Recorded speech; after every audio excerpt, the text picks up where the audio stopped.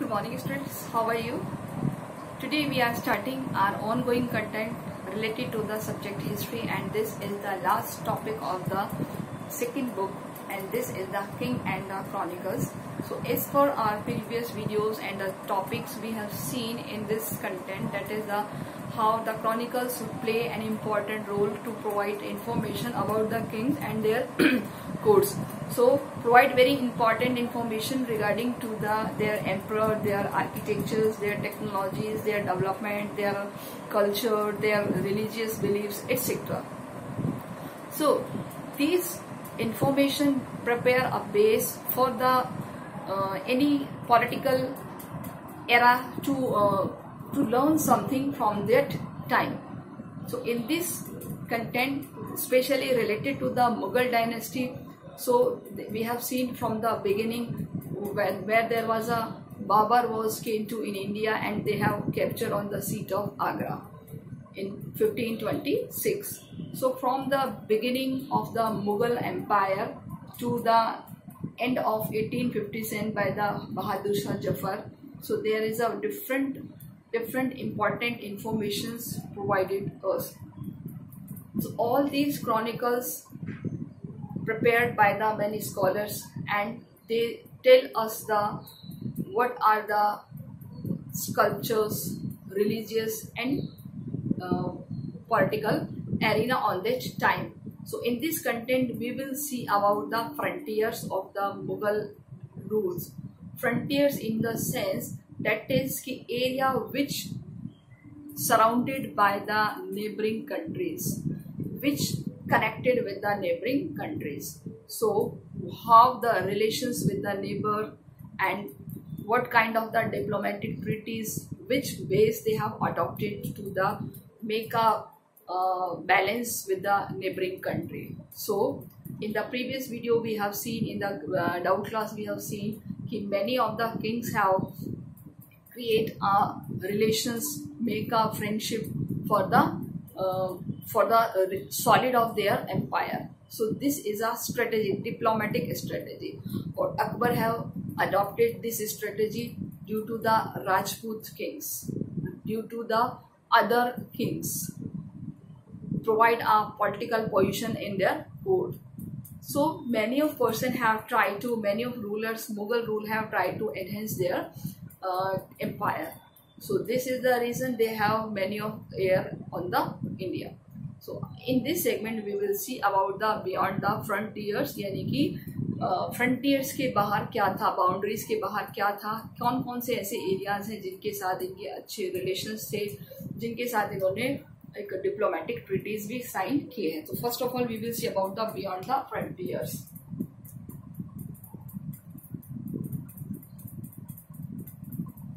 Beyond the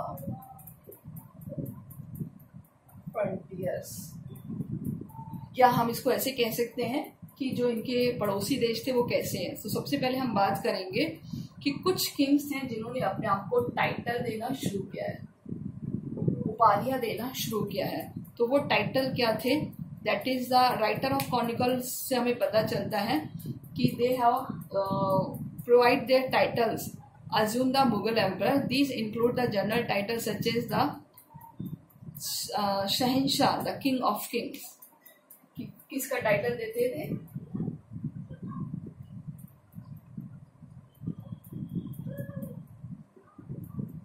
king of king. एक title था शहंशाह, जिसे आप देखते हैं अकबर सीरियल में भी आता है, शहंशाह बुलवाता है, यानी कि वो शहंशाह जो राजाओं का भी राजा है. To specify title assumed by the individual king upon the assigned throne, such as a Jahangir. तो जहांगीर था वो अपने आप को क्या कहता था? Jahangir, the world's king. क्या उसने अपने आप को कहा था? वर्ल्ड्स किंग, यानी कि वर्ल्ड सेजर, यानी world's Caesar. World Caesar in the sense पूरे विश्व पर कब्जा करने वाला. सेजर मीन्स कब्जा करना, कैप्चर करना. Okay. And the Shahjahan, the king of the world. Shahjahan, the king of the world. तो यहाँ पर ऐसे कोई बहुत फर्क नहीं है, ये सिमिलर सा है। तो दो टाइटल्स इसमें यूज किया गया, that is the king of world या world Caesar. The chronicles often draw these titles for their meaning of reiterate the claims of the Mughal emperors to concentrated territorial and the political control. Yet the same contemporary historian provide the accounts of the diplomatic relation and the conflicts with the neighboring political power. ये बताते हैं कि आपके neighboring country से किस तरह के relations रहे हैं। अब हम बात करते हैं the Safavid and the Kandhar। Safavid and Kandhar।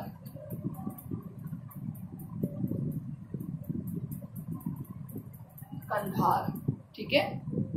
तो इनके साथ भी क्या रहे हैं, पॉलिटिकल और diplomatic relation, political and diplomatic relations of Mughals.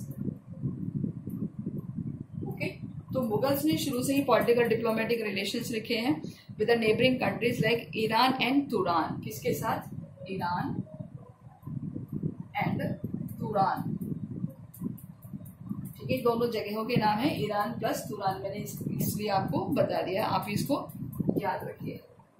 इनके साथ पॉलिटिकल और डिप्लोमेटिक रिलेशंस रहे हैं।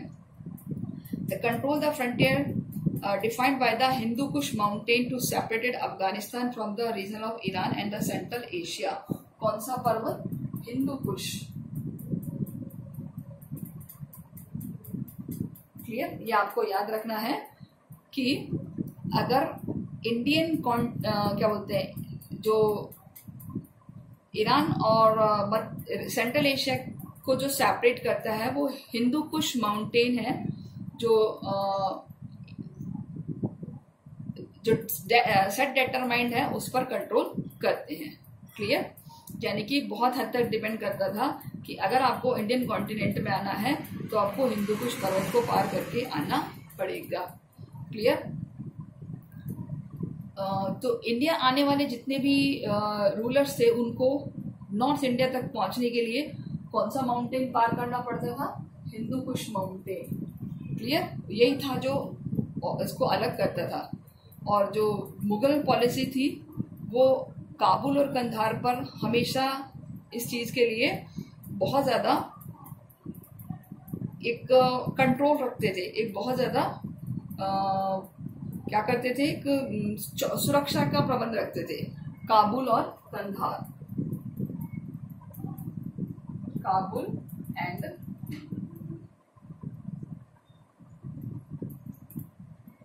कंधार, ठीक है। तो ये जो एरिया थे बड़े ही इम्पॉर्टेंट थे, यानी कि ये जो एरिया थे बहुत ज्यादा इम्पोर्टेंट थे, क्योंकि जो भी आता था हिंदू कुश पर्वत से तो उनको ये पार करना पड़ता था और फिर ताकर यहाँ पहुंचता था। इसमें भी जो कंधार था was the bone of contention between the Safavid and the Mughals. जो कंधार था ये मेन टेंशन का सब्जेक्ट था बिटवीन सफाविड्स एंड मुस्लिम्स, यानी कि मुगल्स, ठीक है। मुगल्स के बीच या मुस्लिम ना लिख के हम मुगल से लिखेंगे इसको, ताकि आपको याद रहे। Okay, so this was the area which is main area at that is the Kandahar. The fortress town and the initially be profession by the Humayun conquered 1595 by Akbar। यानी कि जो साफावीज थे उनके बीच एक टेंशन था, ये टाइम था हुमायूं के टाइम से 1595 में, लेकिन अकबर ने इसको वापस से कैप्चर कर लिया कंधार को। और जबकि जो साफावीज थे वो उनके मुस्लिम्स के साथ रिलेशन में रहे, क्यों, क्योंकि 1613 में जो जहांगीर है sent a diplomatic envoy to court of Shah Abbas to plead a Mughal case of retaining the Kandahar but the mission failed, लेकिन ये मिशन सक्सेस नहीं हुआ। यानी कि हुमायूं के टाइम में इनके पीछे कॉन्फ्लिक्ट क्रिएट हो गया था जो अकबर के टाइम में रिसॉल्व हो गया था, बट बाद में 1613 में जहांगीर ने इसके लिए एफर्ट्स किया है बट वो उतना सक्सेस नहीं रहा। सो इस तरीके से एक कंधार था जो हमेशा से ही टेंशन का सब्जेक्ट रहा है in between the Safavids in the sense Iranian and the Mughals. Okay, यानी 1662 में। अब हम बात करें तो ऑटोमन एम्पायर।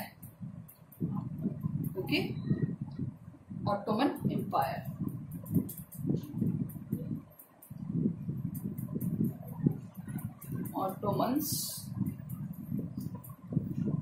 ऑटोमन्स के बारे में हम पहले भी पढ़ चुके हैं। दैट इज आपने पहले देखा होगा कि इन द जूनियर सेक्शन कि ये एक वो था जो पूरे बहुत सारे एरियाज को कवर्ड करके रखा था, जिसमें टर्किश है, स्पेनिश है, बहुत मतलब जो यूरोपियन और एशियन पार्ट्स को कंबाइन करके रखा था। सो इसके जो रिलेशंस थे मुगल के साथ वो कैसे थे, अब हम बात करें तो यहाँ के जो मूवमेंट्स थे, मर्चेंट्स थे, वो पिलग्रिम्स के लिए यात्राओं के लिए ऑटोमन के थ्रू कंट्रोल होते थे, यानी कि उसको कंट्रोल करके रखा था।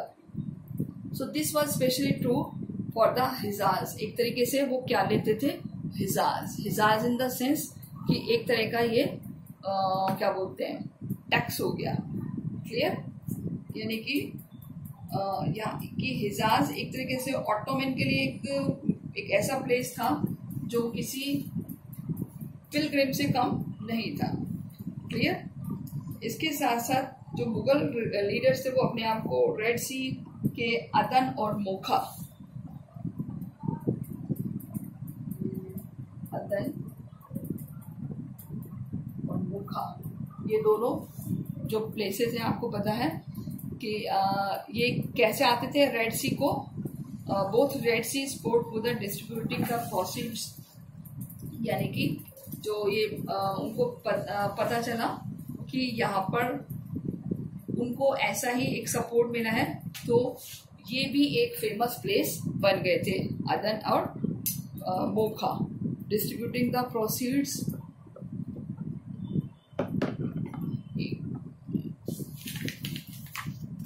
The seals of the charity to keep us the Shainis and the religious men here. However, the Aurangzeb discovered case the misappropriations, the funds sent to the Arabia. Clear? And their distribution in India, which the taught much house of the god as Makkah. और उन्होंने इसको भी एक ऐसा घर बना दिया जैसे मक्का, यानी कि गॉड का घर। अब बात करते हैं जेसुइट। जेसुइट यानी कि जो क्रिश्चियन कम्युनिटी है वो किस तरीके से मुगल कोर्ट से कनेक्टेड थी।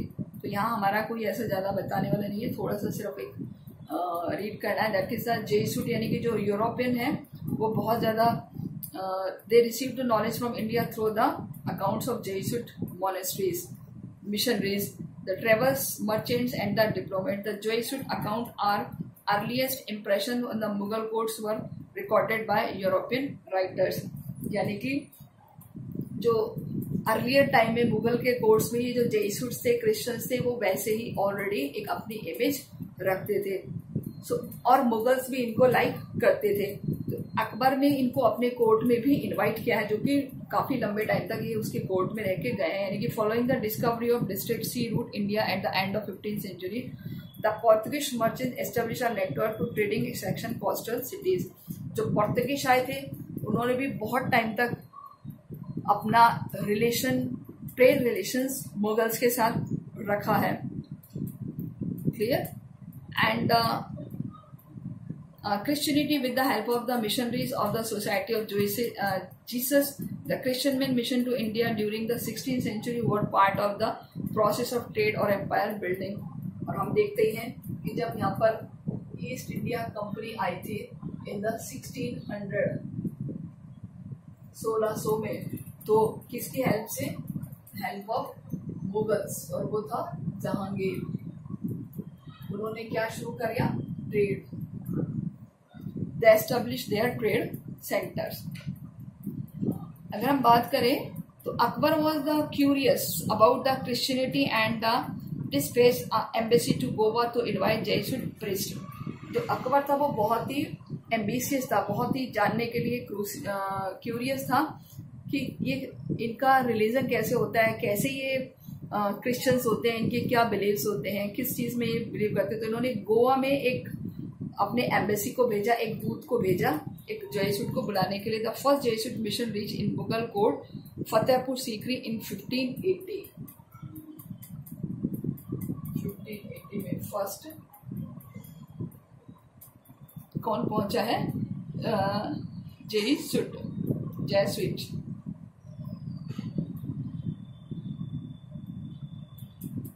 जेसुइट बोलते हैं जो ग्रुप होता है क्रिश्चियंस का। कहाँ पर? Fatehpur Sikri. Fatehpur Sikri, okay. And stayed about 2 years, और लगभग कितने सालों तक रहे हैं? 2 years तक स्टेड किया है, यानी कि रुके हैं, okay. The Jesuits spoke Arabs about the Christianity to debate the virtue of the ulema. The more missions were sent to the Mughal court, Lahore, in 1591 to 1595. इसके अलावा लाहौर के जो मुगल कोर्ट में उसमें 2 और ग्रुप्स को भेजा है 1591 में, 1591 और 1595 में ये भेजे हैं जेसुइट इन लाहौर। क्लियर? इन लाहौर। अब देखिए यहाँ पर एक बहुत बड़ा कॉन्फ्लिक्ट हो गया था between the Mughals and the Jesuit, कि दोनों के जो बिलीफ्स थे वो डिफरेंट थे। मुगल्स के जो थे वो उलेमास थे, उलेमा इन द सेंस जो religious mentor of the Mughals, Muslims के उलेमा, और जो जेसुइट थे यानी जो मिशनरीज के क्रिश्चियंस के जो गुरु थे, उनके बीच आपस में कॉन्फ्लिक्ट हो गया था। क्यों? क्योंकि दोनों अपने अपने रिलीजन्स को मच बेटर बताते थे। तो Jesuit account the based of the personal observation shell right to the character and the mind emperor. So our public assemblies and the Jesuit were assigned a place of proximity Akbar's throne. Clear? So जो ये Jesuit थे यानी इनको अकबर के जो के time में बहुत ही ज़्यादा इम्पोर्टेंस दी जाती थी, और अकबर के बच्चों को ये शिक्षा भी देते थे, एजुकेशन देते थे, उनके साथ घूमते थे और काफ़ी सारी इंफॉर्मेशन शेयर करते थे। मीन्स कि दे शेयर कि they were often campaign with the leisure hours. Leisure hours यानी कि उनके साथ वो आराम का समय बिताते थे। लेजर आवर यानी उनके साथ घूमना, मौज मस्ती करना। इसके अलावा ट्यूटर्ड द चिल्ड्रन, उनके बच्चों को शिक्षा देना। Were offer to campaign the leisure hours. The Jesuit account the corroborate in the information given to the Persian chronicles about the state official and the general condition of life of the Mughal times. तो कई सारे ऐसे Christian communities के person हैं जिन्होंने Persian languages को भी सीखा है, और उन्होंने मुगल जो मुगल की इंफॉर्मेशन थी उसको शेयर किया है। लास्ट में हमारा जो बचता है that is the questioning the formal religion. So इसके बारे में ऐसा कुछ है नहीं, बाकी का हम आपको नेक्स्ट जो भी होगा वो डाउट क्लासेस में क्लियर कराएंगे। तो आज के लिए इतना ही। इसमें एक्चुअली बहुत ज़्यादा कुछ नहीं है पढ़ने के लिए ना समझाने के लिए, बट ऑटोमन एम्पायर में से 1-2 क्वेश्चंस हैं, और उसके अलावा जो मेन बाउंड्रीज हैं दैट इज़ द कंधार और काबुल, जो ईरानियन और तुरानियन के साथ इनके रिलेशंस थे। कौन सा पर्वत है जिसको पार करके इंडिया आना पड़ता था, हिंदू कुश पर्वत किस किस को सेपरेट करता है। तो इस तरीके से यहाँ पर हमारे कुछ क्वेश्चंस प्रिपेयर होंगे। तो स्टूडेंट्स यहाँ हमारा ये चैप्टर ओवर होता है।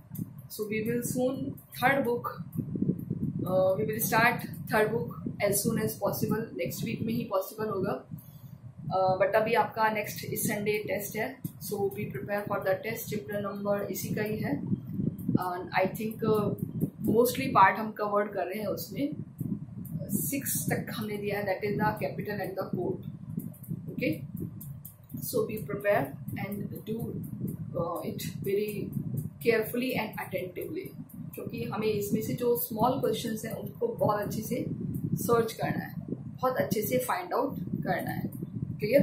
तो इस तरीके से ये हमें प्रोवाइड कराएगा for the many of important question which is related to the short. So that's why utilize your time बेटा। एंड ये जो टाइम है आपके लिए बहुत ज़्यादा इम्पॉर्टेंट है, ये वापस लौट कर नहीं आएगा।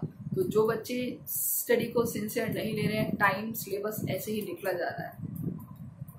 तो मैं आपसे फिर कहना चाहूँगी, so don't waste your time, utilize your time. एक बार समझ में नहीं आ रहा, 2 बार समझ में आ रहा, चीज़ों को 3 बार 4 बार पढ़ के चलिए, अपने आप समझ में आ जाएंगी और माइंड में भी वो आपके सेट हो जाएंगे। ओके स्टूडेंट्स, जितने आप सेल्फ नोट्स प्रिपेयर करेंगे अपने हाथों से लिख के, उतने ही आपकी जो स्टडी है वो और ज़्यादा सॉलिड होती जाएगी। तो अपने हाथों से नोट्स बनाते जाइए। Clear? So take care and good bye students.